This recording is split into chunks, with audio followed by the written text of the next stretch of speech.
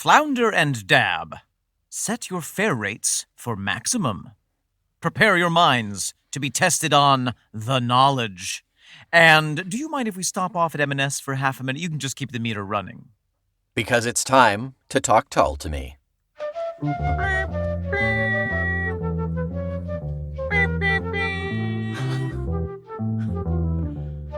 Oi! Move your runk of junk! Welcome back, everyone. I am Omen Sade. And I am Nick McGill. Together we are Feckless Moans. And this is Talk Tull to Me. A rush hour scramble through the busy streets of prog rock, in which Nick and I, desperate to make it uptown, will weigh our options of musical transport from the bunker bus to the glasscock carriage, and eventually settle for riding the Tull train, pressed up against the warm sporran of Ian Anderson.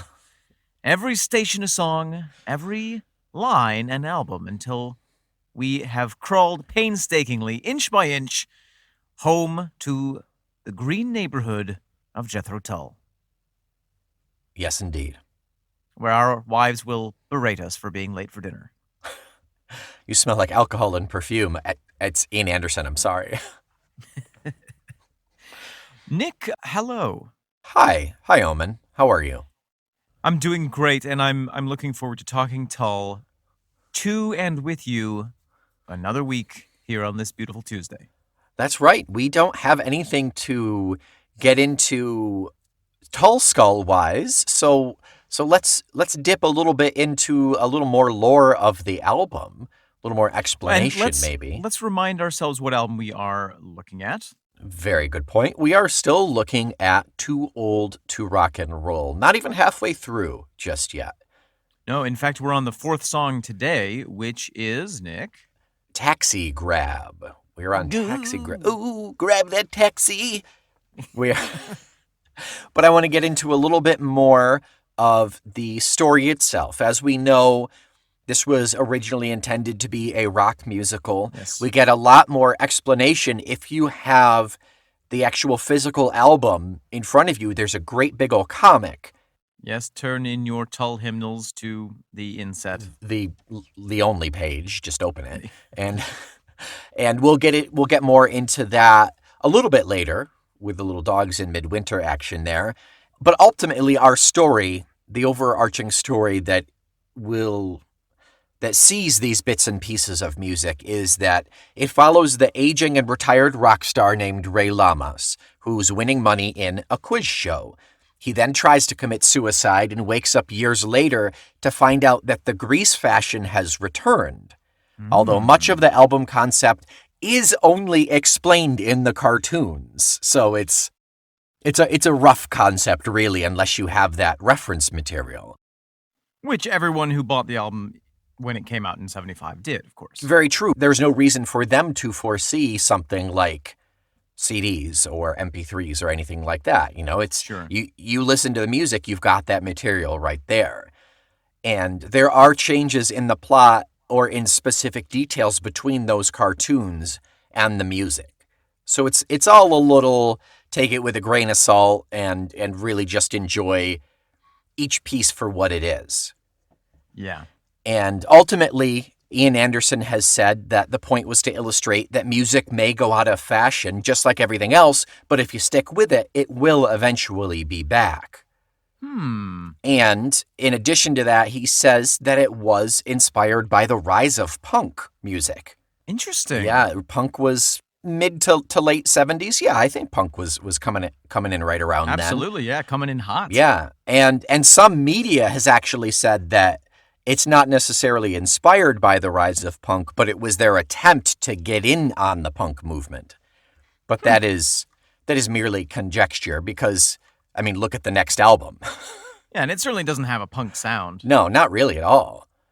Fun fact about that artwork, which we will get into more in a later episode, but just a little teaser regarding that. The credited artists on that cartoon that you just referenced are Michael Farrell and Dave Gibbons. Okay. Farrell had done art for Fleetwood Mac. Oh. And Gibbons worked with Alan Moore on Watchmen. Wow. What a get for Tull there.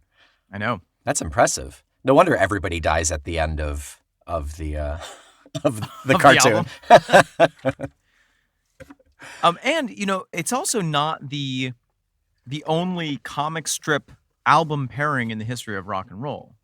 No. The frontman of Merciful Fate, King Diamond's fourth solo studio album, Conspiracy, also has a cartoon. There's a lot going on in that sentence. Yeah, I literally have no idea what I was saying. I just read the words. There was a bit of a jumble there. It's fine. Yeah, my brain just turned off. To someone, it means something.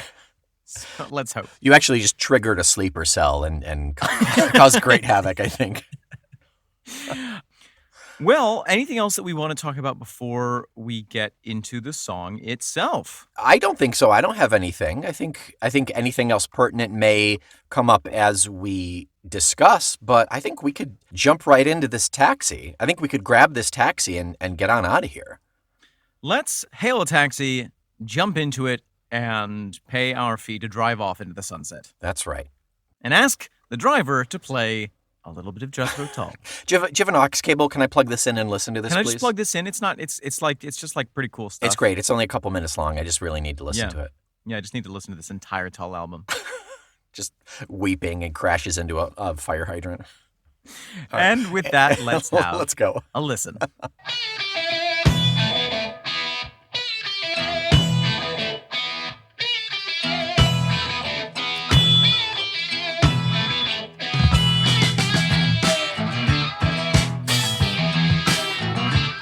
Well, let us consider that taxi grabbed, Nick. Something's been grabbed. And I hope it's just a taxi. Once again, if we had an HR department, Nick, I'm so sorry. We would have to have the recording booth there because that's where we'd be all the time. Yeah, that's embarrassing. I'm so sorry that you had to hear that. Well, so much to talk about here. What do you got? First thoughts, starters. Omen, how do you feel about Taxi Grab? Love it. Genuinely, really, really enjoy listening to it. Yeah? Yeah, it's one that I enjoy from a visceral level that I don't have to think about that much. Yes, it feels like a guilty pleasure. It's there's not a lot going on in this song in terms of depth. Not to say that musically it's not crazy in depth, because it is, but you don't need to sit and mull over Taxi Grab. That's right. You can, if you want to, yeah.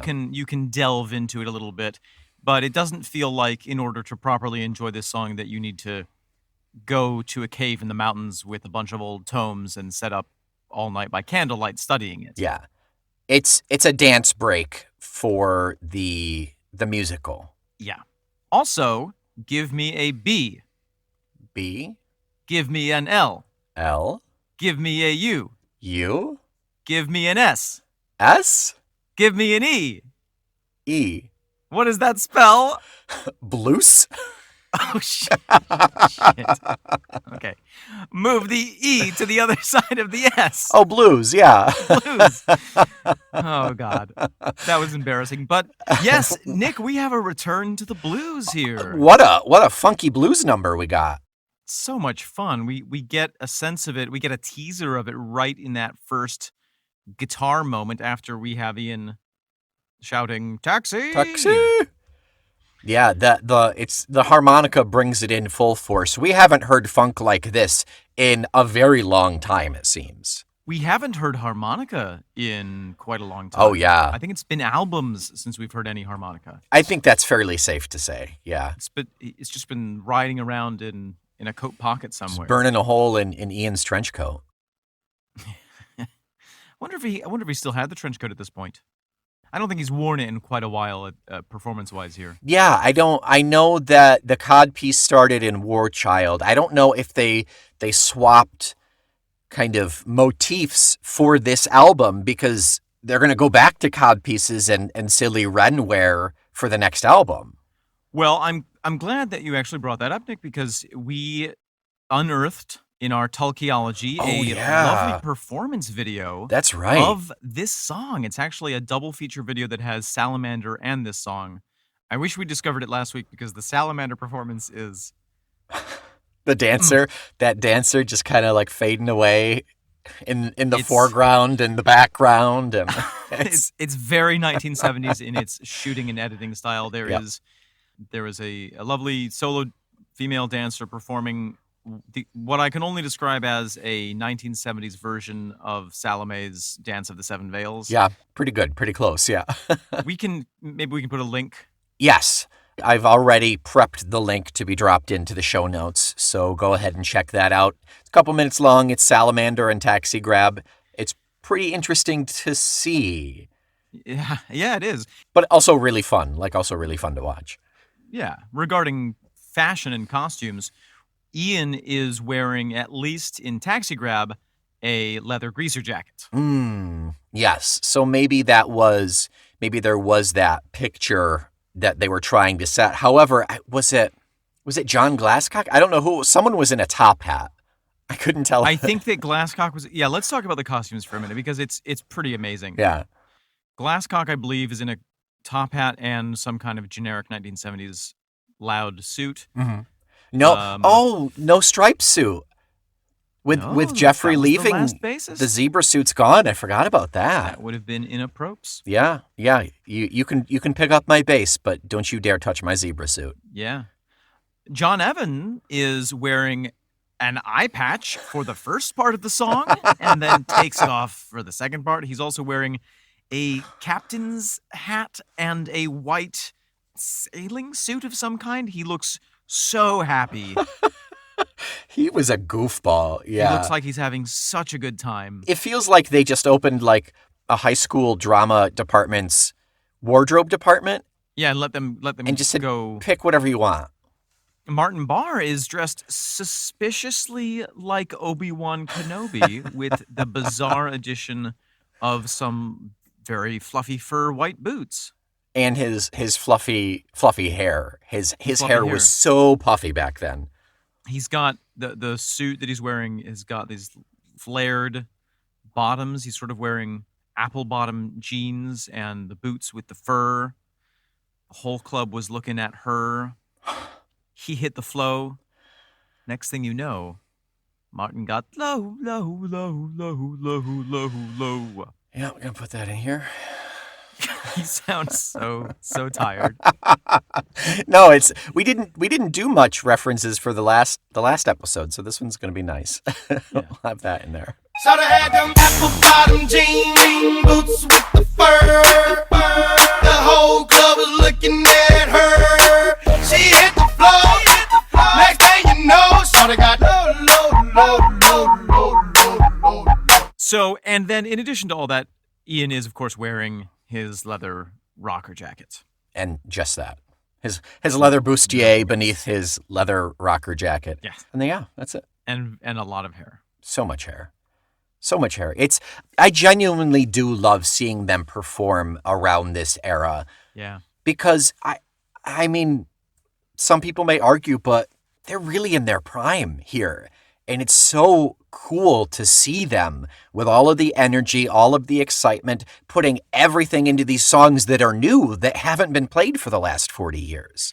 I think that for all of you listeners who were lucky enough to actually get to see some of these concerts from this era, just know that Nick and I hold an almost unbearable level of jealousy toward you. And if the technology ever exists, we will put a straw into your brains and suck out the memories into our delicious taste buds. Yeah, I was expecting like a time machine thing, but I like the straw to the brain better. Yeah.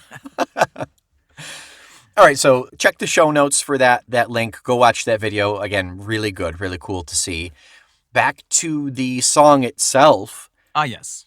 I love our little opener here, that little kind of slider noodly thing right at the very beginning. That bee. Yeah. That is noodles and oodles of fun.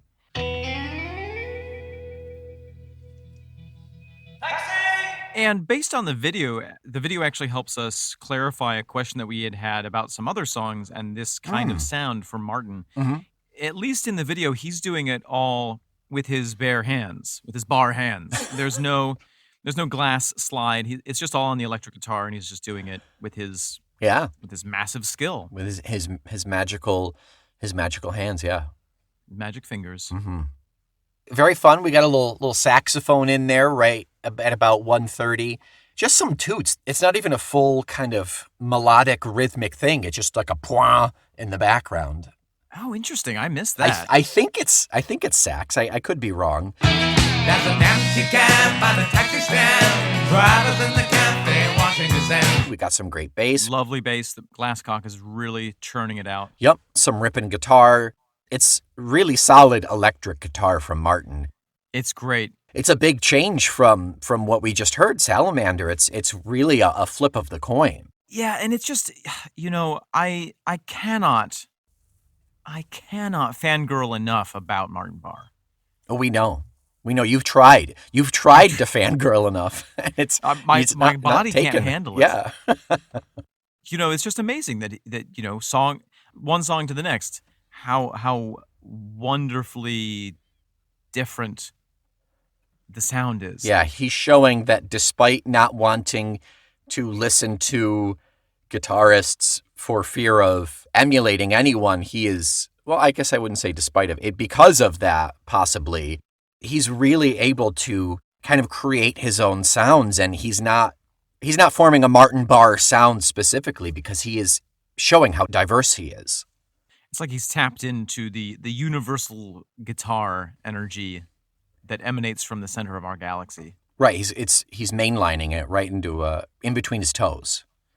Yeah. We never see a shot of Martin's feet. I just want to say that. Hey. Hashtag Martin's feet. Don't go to martinsfeet.com. No, please don't. That'll put so many viruses on your computer. No, it's .org. That's where you want to go. Oh, that's right. The drumming is wonderful. We have this sort of repeated almost call and response, between the guitar and the drums. Yeah.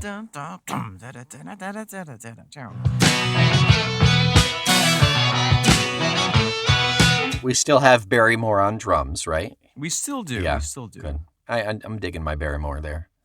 Not for much longer, I don't think, but we got Barrymore. Dig him while you can. Everyone, get a little Barrymore while you can. It's time. Yeah, the Barrymore is ripe. And speaking of ripe, Nick. Yes. Would you like to hear a little bit about the name of the main character of our story here? Yes. Tell me more about Rey Lamas. Nick, if you take the term Lamas and track it back to Anglo-Saxon, you will find that it means loaf. Huh. Rey Loaf. Or rather, Lamas means loaf mass, as in Loafmas Day. Would you like to know a little bit more about what that means? So you didn't just make that up? No. Okay, go ahead. Lamastide is the time in both the harvest calendar and the Christian liturgical calendar between the summer solstice and the autumn equinox. Okay. And it is generally marked by the first harvest. Oh, okay. And it was traditional to bake a loaf with some element of your first harvest in it and then give that to the church. Oh. So Lammas Day or Lamastide is the time of year or the day on which you bake a loaf and give it to the church, and the loaf has your first harvest in it. So what does the church do with it? Give it to Eats it. Give the church as a unit eats all these loaves. It opens its church mouth. Yeah, I don't know. I mean, there was a big tradition of tithing to the church. I guess there are a lot of monks to feed and whatnot. Oh, sure. Yeah.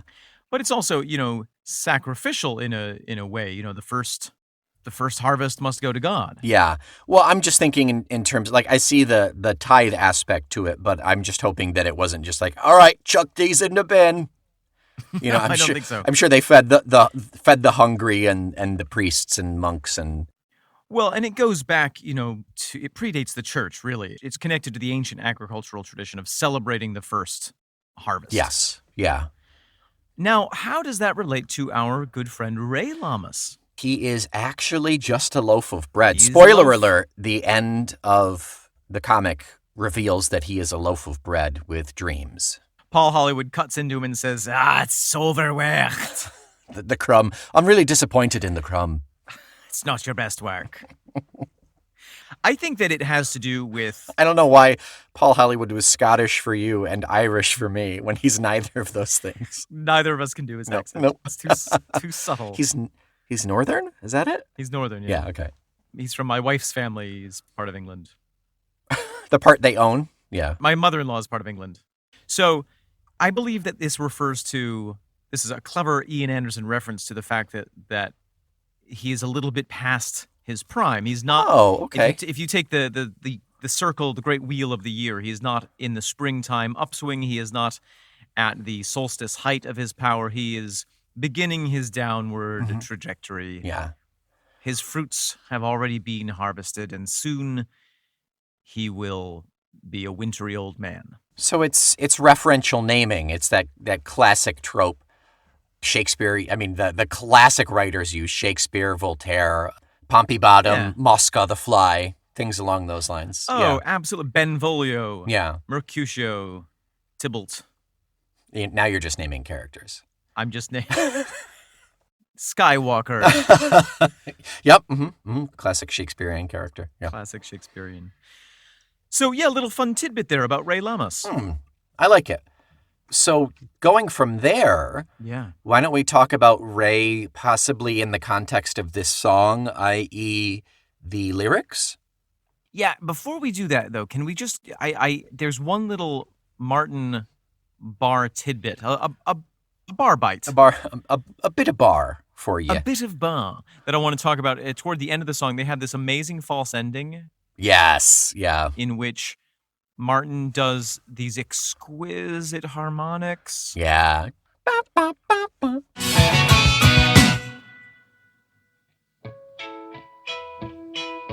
Which could very well be the end of the song, but then it drops back into that heavy blues content with the harmonica coming in full force. And it just is so lovely, and I love it. Yeah, we've seen this a handful of times now. I think it's safe to call it the classic Tull rope-a-dope skidoo there of, we're not quite done.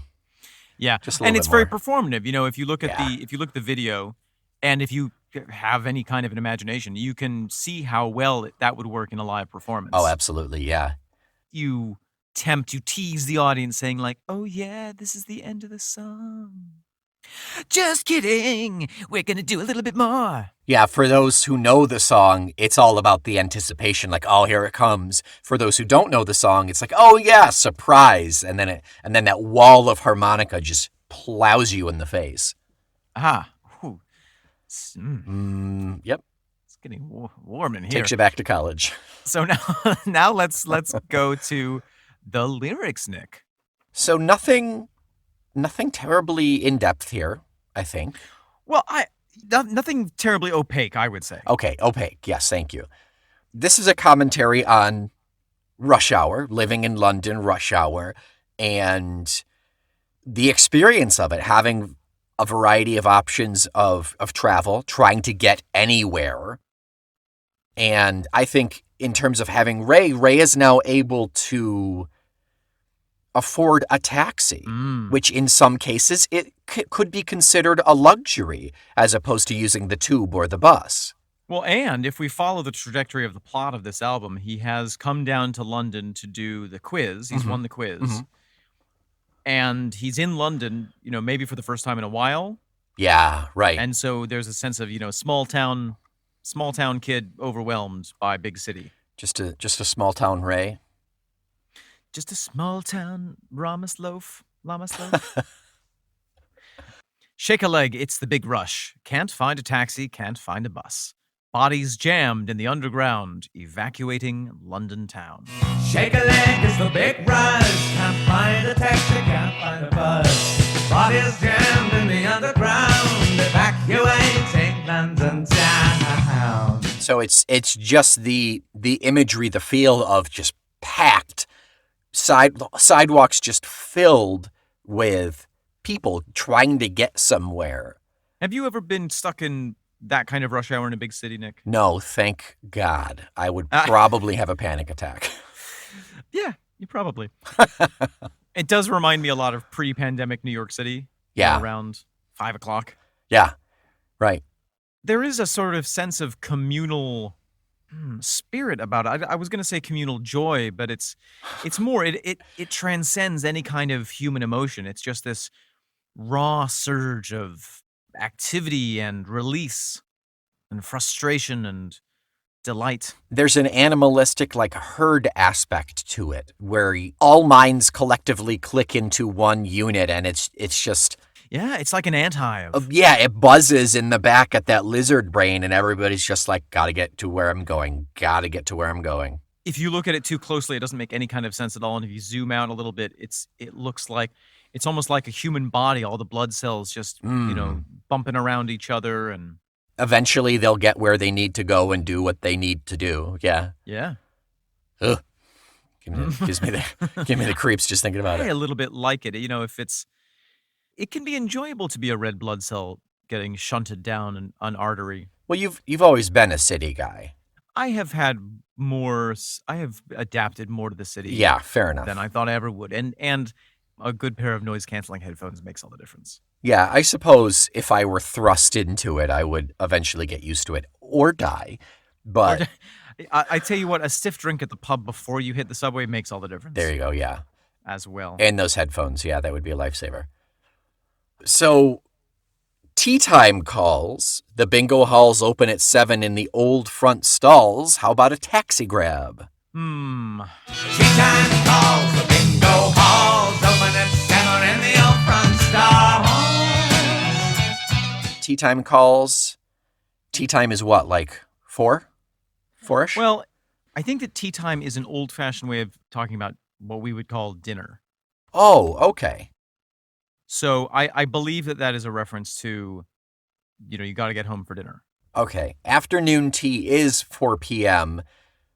Yeah, but that's quite a formal thing. And Right. I think that in this context, tea really refers to the first after-work meal. Yes. Perhaps some of our Anglo correspondents could write in and either confirm or set us straight on that matter. Yeah, we're not talking high tea here. We're talking a more colloquial representation, I guess. Yes. Oh, tea as the evening meal. Here we go, Wikipedia. Thanks, Wikipedia, for Thanks, doing all of our Wikipedia. research. Yeah. The term tea is often used among the British working classes, particularly those of north of England and South Wales valleys, as signifying the main meal of the evening. There you are. This use of the word is also common in Australia. Other than the name, the meal is not different from those eaten as dinner or supper. I just can't keep it straight. I know. Yes, correct. So, yeah. Now, what about the bingo halls, Nick? The bingo halls open at 7. In the old front stalls. Is bingo hall a euphemism for something? I don't know. You know what this makes me think, Nick? I feel like there is some bit of London taxi culture that fits into this hole here that we are not getting, that we are not privy to. Mm-hmm. I know that there is a whole culture of the taxi drivers in London. They have these private tea shops that that only they are allowed into. Mm-hmm. I know that stall is a reference to a taxi thing, but I don't really understand it. So it could very well be that it's not just that the travelers are rushing, but even the taxi drivers are rushing to get done with their fares so that they can be at their evening thing. Okay. So maybe a taxi stall is a taxi stand where they're queued in an area waiting to pick up people? Yeah, it could be, or where they return on their breaks, because they do have that. It's like unlike I think in America, the taxi drivers in Britain, I believe, have a regulated system of breaks, and Sure. And it could be that there's some kind of game or entertainment at certain hours there. But again, this is very Interesting. speculative on my part. Yeah. Now the next verse, if we get to, I think it's a little clearer. Okay. There's an empty cab by the taxi stand. Driver's in the cafe washing his hands. There's an empty cab by the taxi stand. Drivers in the cafe washing his hands. Okay, so taxi stand there, stall referenced up above, so they may not be the same thing then. Yeah. Yeah, okay. I think the stand is where the taxi waits to pick up passengers. Yep, okay.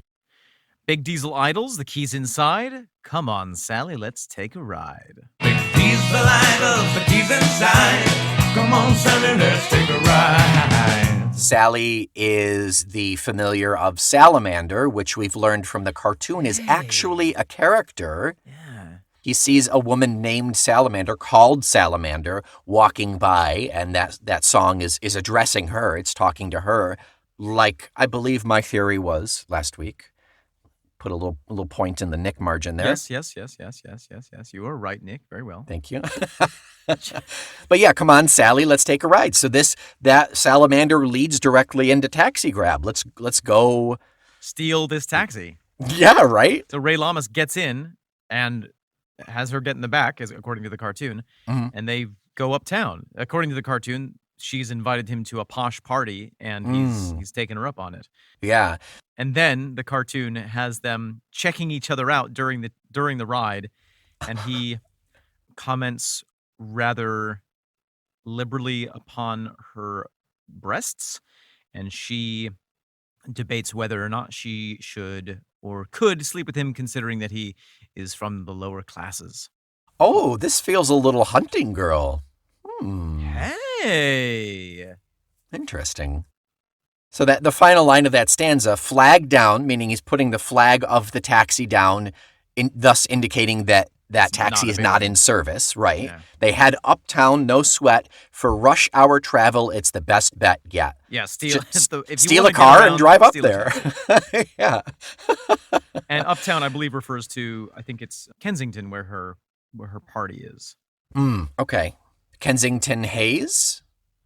Hey, it's all coming together. Yeah, it really is, yeah. So taxi grab is not, hey, let's grab a taxi as in hail a taxi and lawfully pay to be driven up there. It's let's grab a taxi and scarp her. Let's get out of here after having stolen a taxi. I cannot begin to wrap my mind around the legal consequences of stealing a taxi. Well, I mean, if nobody catches you, there are none, Omen. I'm trying to get away from that Okay, kind of thinking in fair enough. my later years. Fair enough. I can appreciate that. Nick. Omen. So this was intended as a musical. Correct. The album was released in 1975. 76. Minstrel was 75. So would you like to know about some of the musicals that opened in 1976 on the West End? Sure. That's cool. Yes. Musicals and shows and straight plays that opened on the West End in 1976. Okay. I Do at the Phoenix Theater. Okay. Heard of it. Have you? I have, yeah. Oh. The Lady or the Tiger. Definitely have not heard of that one. Mardi Gras. Wrote that one. That actually ran for 212 performances. Not bad. Goodness. Very Good Eddie. Classic. Ran for 411 performances. Wow. Okay. Yeah. Side by Sondheim. Ooh. 781 performances. Well, anything Sondheim is usually pretty good. Yeah, some less successful ones. Ride. Leave Him to Heaven. Lisa of Lambeth. Irene at the Adelphi ran for almost 1,000 performances. Wow. A Chorus Line Definitely heard of that one. ran for almost 1,000 performances. I thought these were less successful ones. We're back in the successful ones. Oh, okay. Okay, good. T.Z ran for 38 performances. Ooh. T.Z. Let's kickstart that bad boy. Get that back up on the stage. Bet Jamina ran for 78 performances. Cindy Ella, or I Got a Shoe, ran for, this is so painful for me to say, 29 performances. Yes. Cinderella. Bring back Cinderella. And The Point ran for 49 performances at the Mermaid Theater. Awesome. That's what Too Old to Rock and Roll would have been up against. Yeah. I think it would have been Probably somewhere in the middle. Fairly average. As All Music Review called the album, one of the minor efforts in the Jethro Tull catalog. Yeah. I think we should look up reviews for Cindy-ella. Cindy-ella, yeah. No, let's get back to this. Okay. All right, so Nick, there we have most of Taxi Grab, Yeah, and it's a pretty fun romp, isn't it? it is. It really is. And in terms of lyrics, it's all just a repeat of the first stanza and the word taxi grab 900 more times. Yes.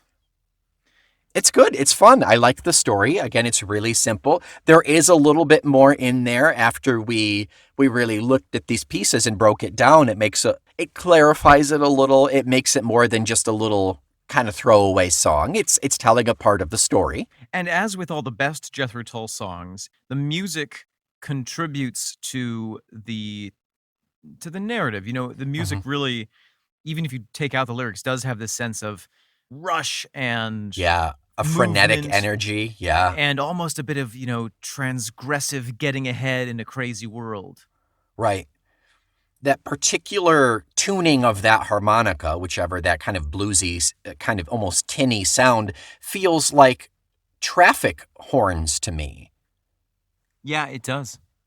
So it adds to that cacophony, that oral soundscape that they're really building in this story of rush hour, Yeah. both on the sidewalks, in the streets, in the Everywhere. tube, in the sheets even. Yeah. At least in the mind of our hero.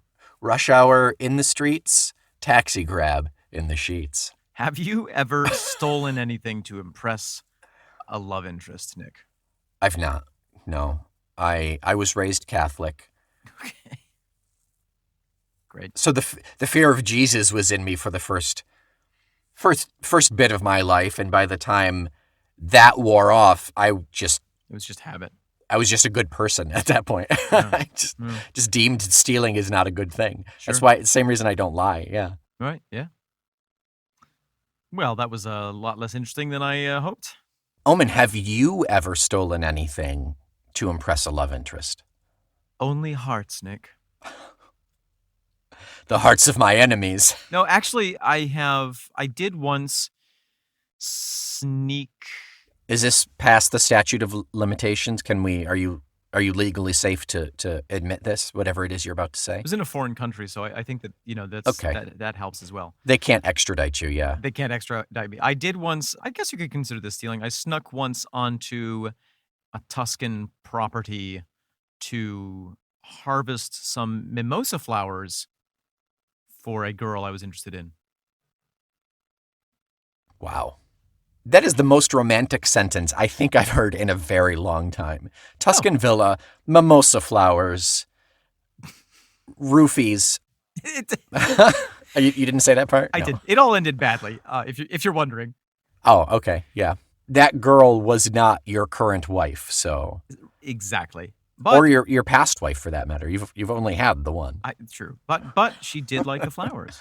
Okay, so I mean, at the time, success. Yeah, and I'm fairly sure that the Baron of San Fabiano never missed them. He did not take stock of his flowers that evening, so you got off free. There you go. Was she aware that you risked life and limb to procure those flowers? Yeah. Yeah, I think she was, yeah. That is a tale as old as time, Omen. Indeed it is. So, Nick, anything else on Taxi Grab? Not a thing. Not a thing.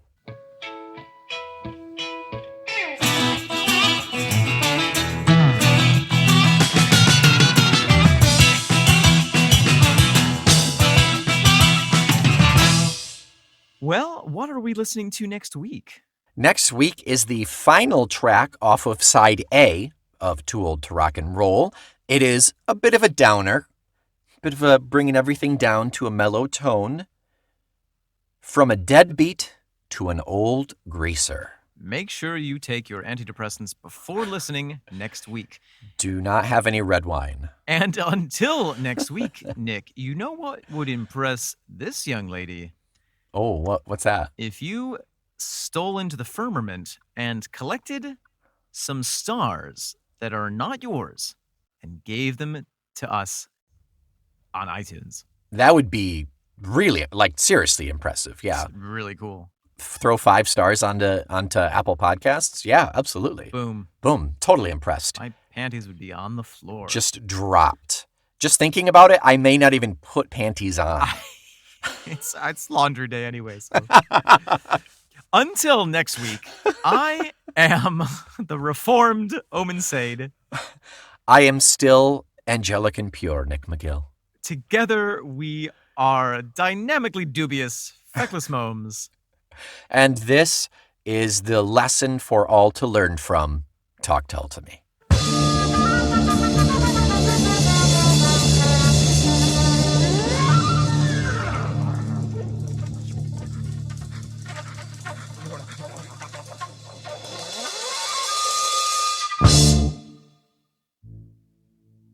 Welcome, my son.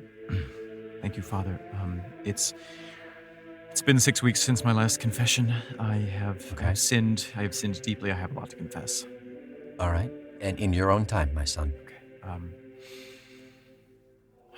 Well, last weekend I stole a taxi. Okay.